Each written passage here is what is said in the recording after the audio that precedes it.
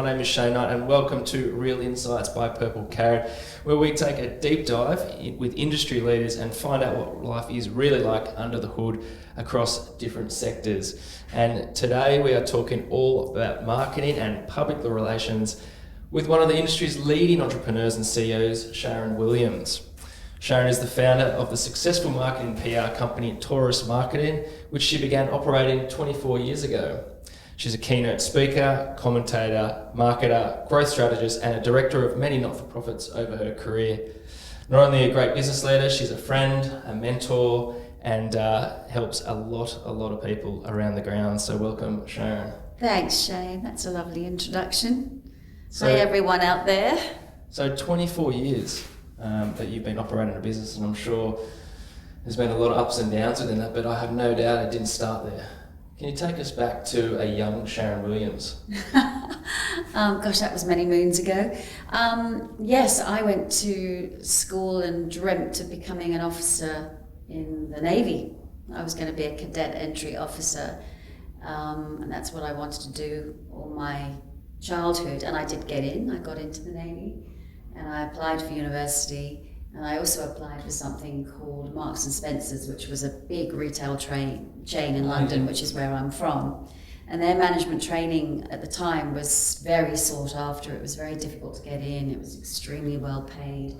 And once you'd kind of been trained by Marks, you were really well set for corporate. And in the end, after leaving school, I turned down the Navy, turned down university, and went to Marks and Spencer's. So my family were terribly proud of me because I'd got in. And my first bruising experience was that after a year I was asked to leave. So I failed at that because I suppose I asked too many questions and didn't quite want to conform to what they wanted. So that was my first crush. And I then worked as a sales girl for a little while I was trying to find my next job. Then accepted a position with an Indian prince, helped run Prince Charles Polo Club, and he was a shipping tycoon, and it was all very exciting for a couple of years. And I went to Greece for a year to travel, and I finally settled when my future husband at the time was working for a tech entrepreneur, and that entrepreneur offered me a job. So I think I'm the biggest millennial because I did about 7 jobs before I got to 22, 23. Then settled with a tech entrepreneur, and that's where I've stayed in working with tech entrepreneurs for the last 30 years. Do you think if you didn't have that learning at the start, or I think you said failure, you'd be where you are now? I think life's defined by the challenges and failures you experience, not necessarily by the successes. And while I'm very proud of my company, and by the way, I started my company because that same tech entrepreneur who was wonderful to work with, I travelled with my then husband through Asia and down here. And when I got down here in Australia, the guy running the business down here, who was an Aussie, took one look at me and said, "Oh, well, you can go into admin, can't you?" And then when I fell pregnant with Charlotte, he said, "Well, you'll be leaving then, won't you?" So there was a very negative, not very constructive, optimistic look at a pregnant girl who'd had 12 years of really great experience. So that made me set up my own business. So again, rejection and someone not seeing your potential actually forced me to perhaps go and do something that I didn't really expect to do, but I come from a family of middle-class entrepreneurs and never dreamt that I couldn't do it. And we were in a new country. I wanted to support my husband. I was pregnant. I wanted to build a life. I had absolute responsibility that I would share in whatever we were going to build. And so the competitor of that company rang and asked if I would interview with them. So I waddled in 9 months pregnant, and he interviewed me and said, "Oh, you might feel differently when you've had your baby." So I wheeled Charlotte in 2 weeks later in a pram and registered Taurus Marketing, and that's how it started. Yeah, Peter Kazakos started contracting me. So I named Taurus on the day Charlotte was born, and the rest has been history. But geez, Jane, it's not an easy history or a straightforward history. Absolutely. And life's full of twists and turns. And I guess sitting back now after 24 years, I'm extremely proud that I've stuck with it and that it's paid my way in my family. I think I've been a good contributor to my marriage. I think I've brought my children up. I think I've done a good job. And I've paid my way. I've employed people over the years. I've fed back into the Australian economy. I've paid my taxes.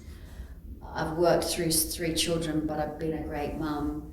I think I'm, been an up and down boss as you learn how to deal with people, but I think I'm a good, fair, firm boss. Love my team. My first team members are still with me. And so it's been an extraordinary ride. But I think for you out there about to start in your careers listening, the world's your oyster, and it doesn't always work out how you think it's going to be. And so you want to swing with the punches and also leap and take opportunities when they come your way that you never dreamt were going to come your way. So like you're in marketing and PR, but for a lot of people who don't know what that really is, like what is marketing and what is PR? Because I know they're 2 different things. Yeah, sure, thanks. So for me, marketing is about greasing the wheel of sales. So the idea is a business without marketing could be successful and it could be harder work. If you've got an effective marketing team, what they do is they grease the sales process by providing them with leads, by communicating clear messages, by people understanding who you are in a much faster, slicker way. And it should have a return on investment directly back to the business. So that's marketing as an umbrella. It's about brand, it's about messaging, it's about promotion, it's about understanding the personas of the people you're selling to and coming up with great offers to encourage them to buy and, most importantly, keep them loyal. PR, public relations, is about the single part of that enterprise that is getting the messaging and communication backwards and forwards. So it's making sure that you're talking in the right language to the right people at the right time. And I've loved it. I mean, I just love it. It's evolved over the years. I think one of the issues, and I don't want to worry you, those of you who've just finished at university, is that our courses at university, the world is moving so quickly now that the courses of university can't catch up. So I would suggest to you that you need to go and get all the practical experience you can. If you've been doing a marketing degree, and by the way, I never went to university, so you one up on me, is to make sure that you've got the practical, real, today's knowledge of how marketing works as opposed to textbooks that were written a while ago. Yeah, no, I agree with that. As I mentioned to you just before, if I had my time back again, would I have gone down the uni route for what I'm doing? Probably not. If I was a doctor, absolutely. So how do you rate experience versus, say, an education? Like, do you look at, if you had 2 people in front of you right now, one with good experience and the education, like a bachelor's degree, versus someone who's just coming out of school, done a gap year, but it's got the same amount of experience, what would you look at more favourably for them? Yeah, great question. Look, I just have to caveat that education is one of the biggest, best gifts on the planet, so I am absolutely an education advocate. I'm not necessarily a university advocate. And so if I had somebody, and I have done this before, who's come to me with a great degree but worked in a bar instead of got real experience in doing marketing and PR, and I've got someone with no university degree who's done 4 internships and can speak my language and has shown an absolute passion and drive to get into the industry, that second person would have a much stronger chance of getting a job. Everyone's got a degree today. When I was growing up, university was for the privileged and it was for the very bright.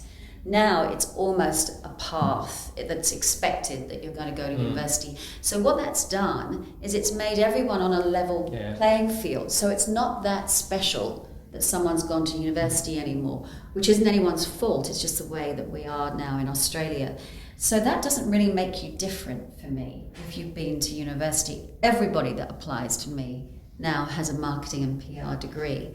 So to be special and stand out, you've either got to have proven to me that you've blogged or you've you've worked in marketing agencies, or you've studied marketing, or you've studied a brand, or you have traveled, or you've been and interviewed 5 leaders in marketing because that's what you want to do, as opposed to someone, as you say, who's never been to university, but has done everything they possibly could to find out about the career they want. I always find it difficult and doubting to talk to someone who tells me they want to join my company and who's really passionate about marketing and PR and yet hasn't lifted a finger to show me that they've done that in practice. Yeah, so that's a really good point, and I probably want to start going down that path. Is what characteristics do you look for in particular people that fit your particular culture at your company? Yeah, so speaking of my company, and of course you'll be going for lots of interviews and talking to lots of different companies, I want you to be probably quite bolshy in that you're going to ask the dumb questions. So I love people who are fearless to ask the question of me so that I can take you on a journey and build your career for you faster than someone who's going to sit there wondering. So I need you to be noble, which is the Taurus brand. I need you to be able to have the confidence and trust in me to be able to mentor you to greatness, because you are going to be great if you work with me. Greater than most. And I know that after 24 years. I build amazing professionals. And I'm so proud of the people that I've worked with. I'm so proud of my team. So you'd have to be keen, you'd have to be straight with me, you'd have to be prepared to work hard, but not sweat, toil and tear. You're just going to have to be prepared to put the hard yards in, because I have, and I'm going to for you, so I expect it back. Most importantly, we need it for our clients. If they're going to work with us, we've got to be the best. And also emotionally intelligent. I think it's lost on a lot of young people today that actually the most important thing that you need to do is get on with people, and they've got to build relationships with people. And the young people today don't get that. They don't. They just don't have the same wisdom of networks and caring about people that I think my generation was brought up with. And that's not a bad thing, because they have all sorts of amazing things that are so much better than our generation. Do you think social media has played a pretty significant role in taking that out? Perhaps, and this is no fault of theirs, everything's been too easy. We've had 28 years of year-on-year growth, we've not had a war, so they've never had to really look at being told no, and I'm not holding that against them. My own children are included in that, and the people that I work with now are included in that. So it's not a negative, it's an observation. So what that means is, because they, on the whole, haven't had, I'm sure have had personal adversity, but haven't had commercial adversity, then they're not quite sure how to wheel and deal and weave and pivot. Whereas I think that that's something that's lacking. So I say to my team, it's not what you know, it's who you know. And who can help you, and who can lift you, and who can you build the relationships with, which is why I'm so passionate about building young people. Yeah. So I'm really interested in one part, because you've referred to networking as a really strong contributor of success. So what do you have to say for people who are more introverted in their approach? How do you get them out to start networking? Because it's a challenge. It's not for everyone's cup of tea to go outside and just, go to a networking function and just talk to people. Yeah. It's a struggle for a lot of people. So, for those ones who want to separate themselves, and you mentioned some of the key characteristics that you look for in successful people to rise above, to get above that level playing field, how do you say, you've got to get out there and show you who you really are? Yeah, what a lovely question. Look, I don't really like the word networking because it sounds so false and contrived, and I'm just one of those people that loves talking to people, so I can't even better than walking into a room and chatting to people, because I love people. But there was a time, like you may be feeling right now, where that was very fearsome for me and very frightening. And you just have to bite the bullet and go for it, because life is about biting the bullet and going for it all the way across. So one thing you can do is get someone to help teach you how to talk to people and how to bridge conversation and how to make small talk. I think that for lots of people that doesn't come naturally, and therefore it's good to talk to someone who can give you some pointers. And then you've just got to be brave. Yeah. You have got to be brave. Life is about being brave. I think it's like anything, if you don't have a go, you'll never know. You'll never know. So it's really, you're going to be in the same position, standing there, if you didn't have a crack and they just said no. So imagine the opportunity. I mean, that's how we met. We met at a function, and we chatted, and lo and behold, here we are, today, 4 years later. So had we not even just spoken to each other, that conversation, that relationship never would have happened. So, and I think, that takes time, it takes courage. But again, you've got to really put yourself out there. Yeah, and I think that's great advice, Shane, that hopefully our lovely listeners are picking up on. And also, you kind of don't have to hang around people you don't want to. So I learned that very young. I'm afraid it's a great privilege to be able to say that when I work in my own business, because I can choose who I work with and who I surround myself with. But I don't have time to waste, and I don't want to talk to people I don't want to talk to. And there are people that are just never going to be in my tribe, and I'm never going to be in their tribe. So I also think it's about getting experience to work out who you want to be like and who you don't want to be like, and who you want to hang with and who you don't. And if you don't like somebody, you're never going to work well with them. You're never going to end up being friends. So try and pick people that you like and you are core valued with. The reason we spoke all those years ago was because there was an absolute affinity there with experiences that we'd had, and I wanted to connect with you. I wouldn't have walked up and spoken to you if I knew. And you do get an instinct. Oh, by the way, gut instinct, guys out there. You will have a gut instinct in your tummy right now of what you should do and what you shouldn't do. I promise you stick with that for the rest of your life, because gut instinct is everything. It will literally help you drive your career and your relationships. Just want to go back to education again, if I can. You mentioned sometimes university can be a bit outdated, not necessarily those words, mine, but for those ones who do want to stick around and do some courses, not necessarily university, what do you recommend that is out there for the people who go, you know what, university is not for me, but I certainly want to learn more about marketing, PR. What is out there? Well, if you're not sure that marketing is going to be your whole life or career, you could always do a short course and an intro and see if it whets your appetite. I'm always nervous for young people of spending too much money on courses. You could even bring people who are what you want to do. That takes a lot of courage, but do it, and go and do a work experience. I love getting phone calls from people to come and do work experience, and we've got an intern program where we have 3 interns a week, and I'm absolutely passionate about placing them in jobs. So look for the courses that are low risk, that you're going to do, because you don't want to start a course and then give up. Lots of young people I mentor start big courses and big night schools and things, and then they realize it's not for them and they give up, and then that leaves them feeling like they failed. Why don't you start on smaller courses that you can get wins on to build your confidence, because a lot of life is about confidence. The more confident you are, the better you are. So try and set yourself up to succeed, although don't worry when you don't. And out there, the marketing institutes, the public relations institutes, they do have courses that you can go on. Or write to the fellows of that. I'm a fellow of the PRIA, and ask people what particular course do they recommend. I ended up being sent to a course. You'll love this out there. When I joined my first tech firm in marketing, my boss took one look at me and said, "Oh God, I've hired a Barbie doll. We better get you trained." You can't say that these days, but you could 30 years ago.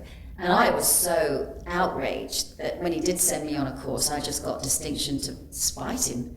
But I did love what I did, and I did love the marketing. And he just sent me on a 6-week or 12-week evening course. By the way, in evenings, not with any release from daytime. I think that's a bit of an expectation these days. But no, I worked late at night and got distinction. And so I have a CAM diploma of marketing, but it's distinction. Sure. And that was very good for me because it kind of taught me the basics and it made me be able to hold my head up, having not gone to university, and say, look, I have got an industry experience. Now I want to go back and do an MBA, and people say, oh my goodness, you could teach the MBA and you can't. So that's quite funny. Well, it's interesting. You mentioned before internships. I'm a big fan of sort of the blended learning. Like, as you mentioned, you did 9 courses and most likely worked as well.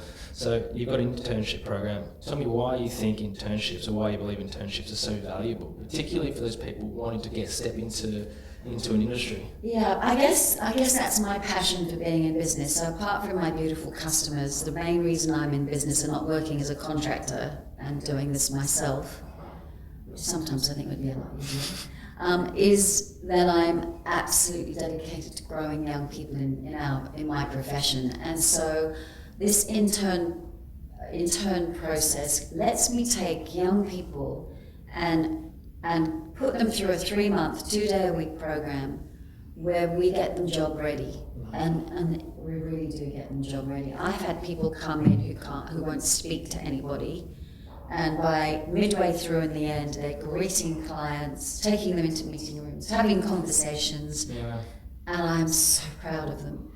And that's what we do. We also get people being able to write because they're used to uni writing.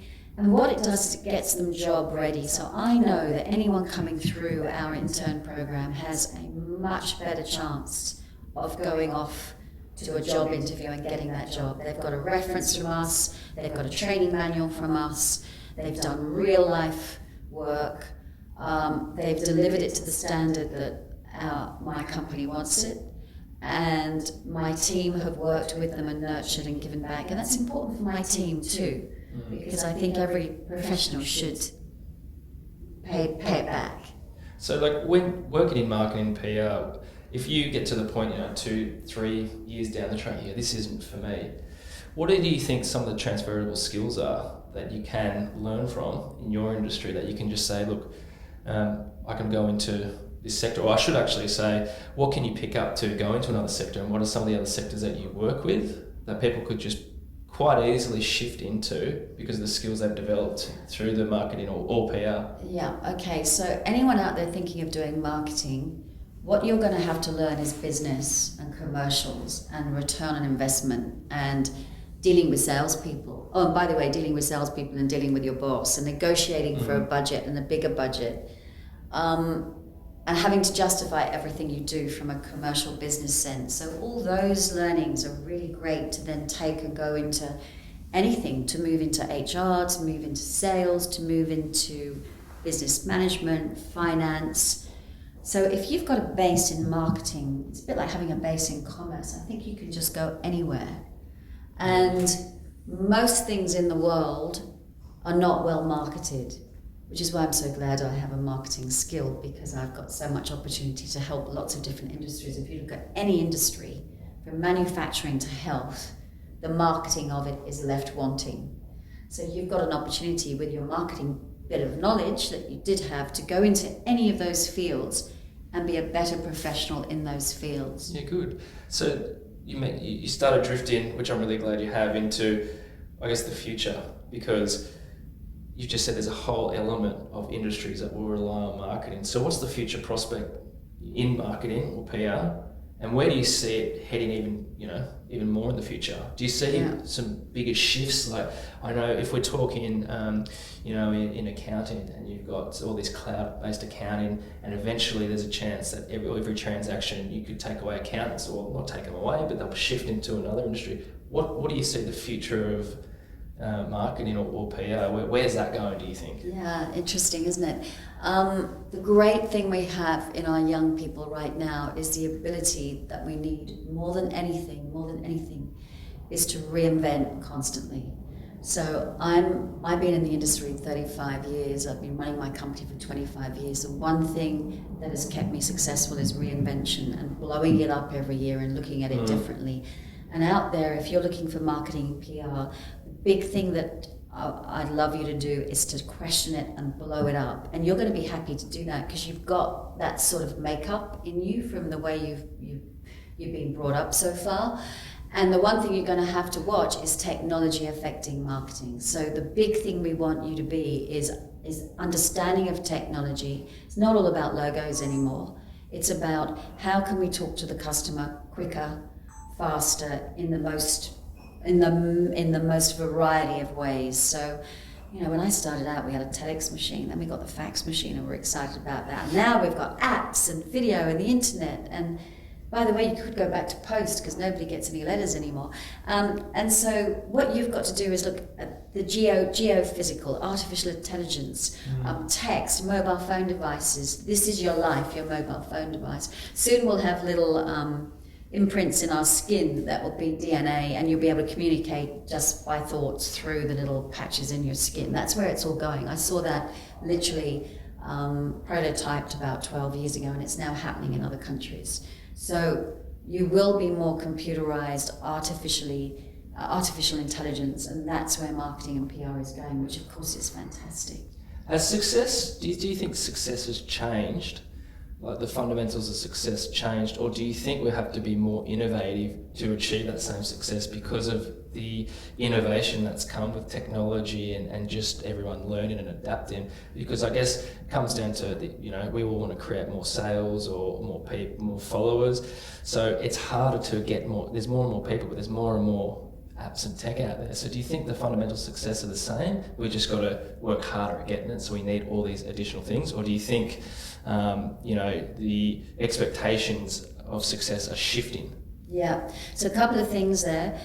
Success is determined by the individual. So every client that I have would have different success criteria. So be aware that success in marketing is based on what that company or brand wants to achieve.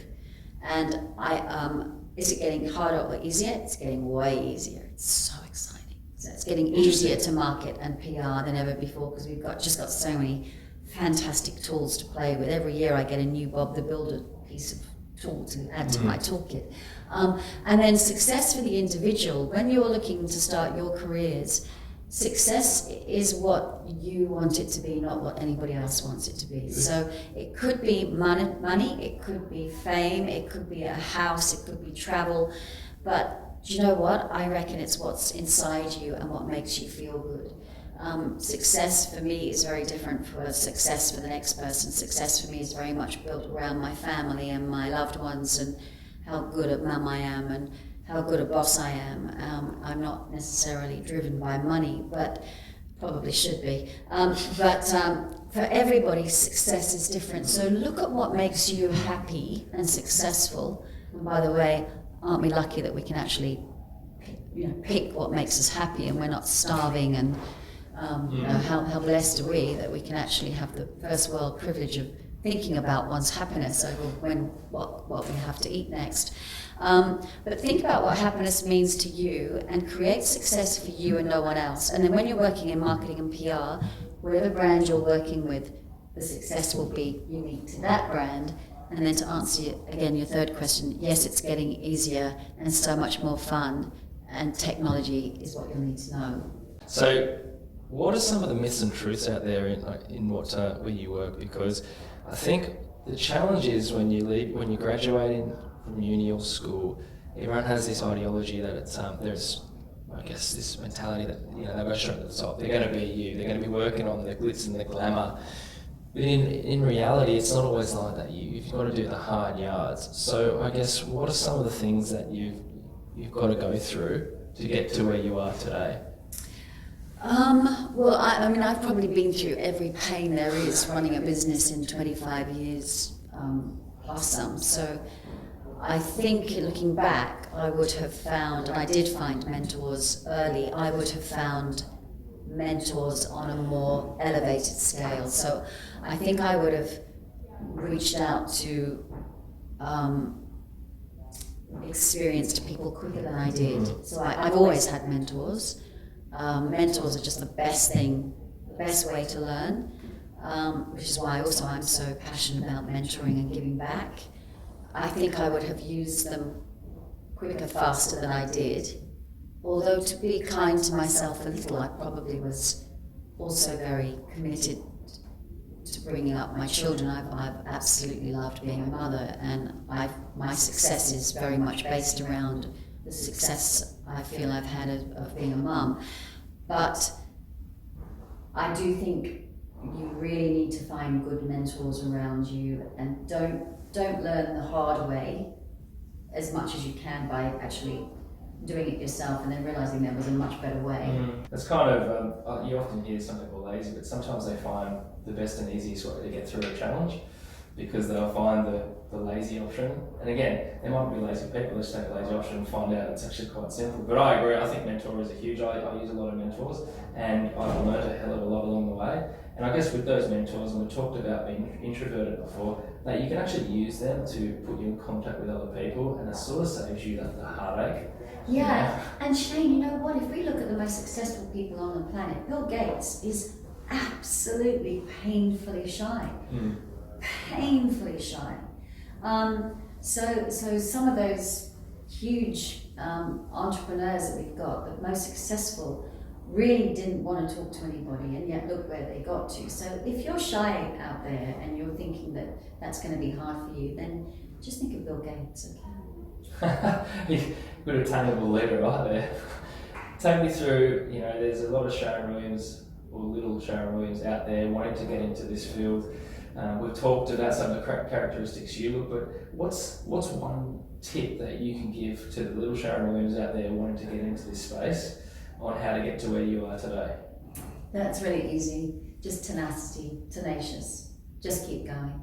I always think it's amazing when people say, look, we've sent the email and we haven't heard back. Just oh, keep really? going. Like, what does that mean? Yeah. That's lame. I'm sorry. So I would say, if at first you don't succeed, try again. I think that was a quote that was around probably 50 years before I was born, and it's still relevant. If at first you don't succeed, try again. And the ones that will try for the 5th, 10th, 500th time are the ones that are going to win. The ones that stop are the ones that are going to lose. Never give up. Never surrender. And keep going. I think more of a lighter note. Is there any one campaign that sticks out with you? I'm keen to know. Is there one campaign that really says, "Hey, this is who I am," and it's really grown to our business to where it is today? Oh, of the campaigns I've worked on. Yeah, the ones that you've worked on. Look, I completely love the Bible study campaign that we helped in Jesus All About Life in about 2010. I said a prayer one night and said, look, please God, it's coming up to Christmas, revenue's really low, any chance you'd give me a hand? 11 o'clock the next morning, the Bible Society rang me and said, hey, we want you to do our campaign. And I literally went, oh no, I don't do religious marketing, I don't know anything about that, and I'm a Christian, so that's far too much responsibility, or I'm a failed Christian. And I put the phone down and said to my team, God, he works fast, or gosh, he works fast.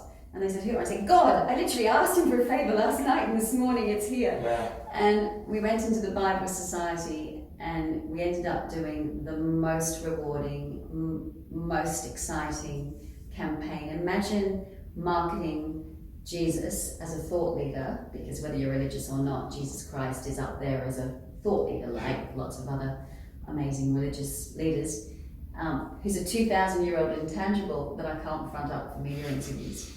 We got 25,000 on his Facebook page from 0 to 8 weeks later, and we got over 500 pieces of press and media and TV coverage. And I can't front him up for a few minutes. So if I did that, then I reckon I can do anything. Oh, that's amazing. Just before we wrap it up, is there any one thing that you'd like to, I guess, pass on to our listeners that I guess could, help them along the journey? Oh, guys out there, you are in the most amazing period in the history of this earth to go out there and make whatever you want happen. You are so in a position to create the future, and I would encourage you to go and do anything and everything you can. Use all the power of all the people around you to support you, and go and make a difference, because this is your time, so go for it. No, unreal. I have no doubt that a lot of the listeners and the viewers out there will get a lot from you, as I have over the years, so thank you very much.